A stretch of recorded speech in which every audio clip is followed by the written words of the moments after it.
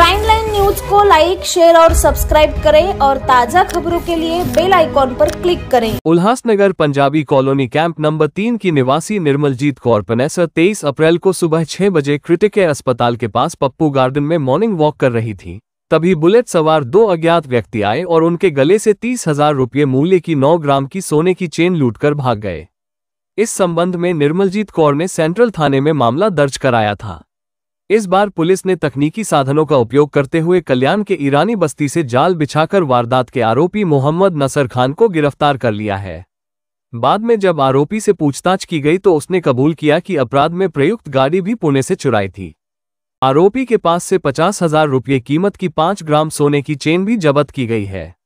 आरोपी ने यह भी कबूल किया है कि उसने अपने साथी मोहम्मद ईरानी की मदद से अपराध को अंजाम दिया था।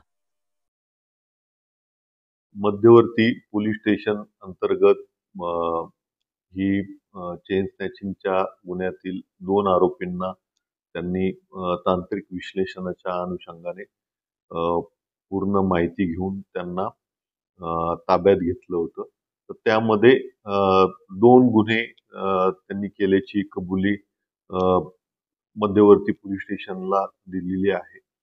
त्यामध्ये दोन्ही आरोपी जे आहेत ते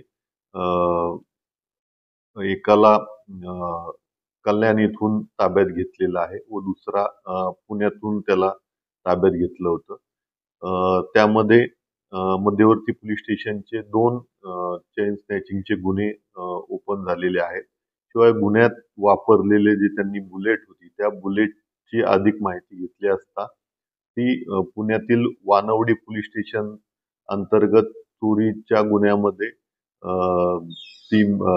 तिथं आहे। तिथून ती आपण इथं जप्त केली आणि शिवाय खडकपाडा पोलीस स्टेशन अंतर्गत एक मोक्याची गुन्ह्यामध्ये त्यातला एक आरोपी वॉन्टेड होता। तर त्यालाही आपण या गुन्ह्यामध्ये घेऊन खडकपाडा पोलीस स्टेशनला वर्ग करण्यात आलेला आहे।